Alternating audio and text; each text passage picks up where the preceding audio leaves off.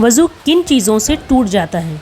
دیکھیے، وضو ٹوٹنے کی کچھ مخصوص شرائط ہیں جن کا علم ہونا ہمیں بہت ضروری ہے، ورنہ ہم غلط فہمیوں کا شکار ہو جاتے ہیں کہ آئینہ دیکھنے سے، وامٹ کرنے سے، بچوں کو بغیر کپڑوں سے دیکھ لینے سے وضو ٹوٹ جاتا ہے۔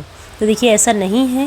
جو مخصوص شرائط ہیں ان کے بارے میں ہمیں جاننا بہت ضروری ہے، جن میں سب سے پہلے ہے کہ شرمگاہ یعنی پرائیویٹ پارٹ سے کسی چیز کے نکلنے سے وضو ٹوٹ جاتا ہے، یعنی جسم سے نجاست یعنی ناپاک ڈسچارج کے باہر نکلنے سے وضو ٹوٹ جاتا ہے۔ سمپلی آپ ایک چیز یاد رکھیں کہ سبیلین سے جو کچھ نکلتا ہے اس سے وضو ٹوٹتا ہے۔ دیکھیے، سبیلین یعنی دو راستے، ناپاک ڈسچارج کے دو راستے ہیں، یورین اور قضائے حاجت یعنی فرنٹ پیسج اور بیک پیسج۔ تو دیکھیے، ان دونوں راستوں سے جو کچھ نکلتا ہے اس سے وضو ٹوٹ جاتا ہے۔ اب اس اصطلاح کے ذریعے آپ کو اپنے باقی تمام سوالات کے جوابات آسانی سے مل جائیں گے۔ اسی طرح گہری نیند لگ جانے سے یعنی ڈیپ سلپ سے وضو ٹوٹ جاتا ہے۔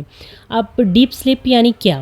اگر وضو کے بعد آپ کی گہری نیند لگ جائے، یعنی آپ ہوش میں نہ رہیں اور اتنے غافل ہو جائیں کہ وضو باقی ہے یا نہیں ہے، مثلا نیند کی حالت میں آپ کو گیس کا پرابلم ہو جاتا ہے اور آپ کو اس بات کا احساس تک نہیں ہوتا، تو اتنی گہری نیند کی وجہ سے وضو ٹوٹ جاتا ہے، ٹھیک ہے۔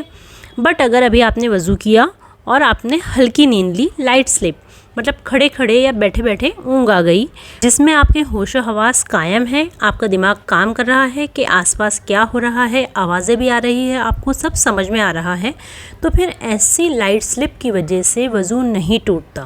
سمجھ رہے ہیں آپ؟ اسی طرح بے ہوشی کی حالت، دیکھیے، بے ہوشی، جنون، نشے اور ایسی چیزیں جن سے عقل، شعور اور احساس جاتا رہے، تو ان تمام چیزوں سے بھی وضو ٹوٹ جاتا ہے۔ اسی طرح شرمگاہ کو ڈائریکٹلی ہاتھ لگانے سے وضو ٹوٹ جاتا ہے۔ Touching a private part without a barrier invalidates وضو، ٹھیک ہے۔ اور اگر عورتیں بچوں کو پوڑے دھلوا رہی ہیں یا ان کا ڈائپر چینج کروا رہی ہیں اور اگر ان کا ہاتھ بچوں کی شرمگاہ سے ٹچ ہو جاتا ہے تو ایسے میں وضو ٹوٹ جاتا ہے۔